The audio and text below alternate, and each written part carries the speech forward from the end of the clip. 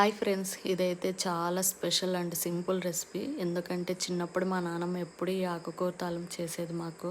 ఇందులో ఒక సీక్రెట్ ఉంది, అది మీకు చెప్తాను. ఇక్కడ చిన్న చిన్న ముక్కలుగా కట్ చేసుకొని బాగా వాష్ చేసి కొంచెం సాల్ట్ వేసి ఒక 10 మినిట్స్ అలానే ఉడకబెడతాను. ఎందుకంటే ఆ స్మెల్ ఇంకా కొంచెం ఉడికితే బాగుంటుంది ఆకు తినడానికి. నెక్స్ట్ ఆయిల్లో ఫ్రై చేయాలి. సో దానికోసం ఆవాలు ఇంకా కరివేపాకు, ఆనియన్స్ ఎక్కువ తీసుకున్న టేస్ట్ బాగుంటుంది ఆనియన్స్ ఎక్కువ వేసుకుంటే.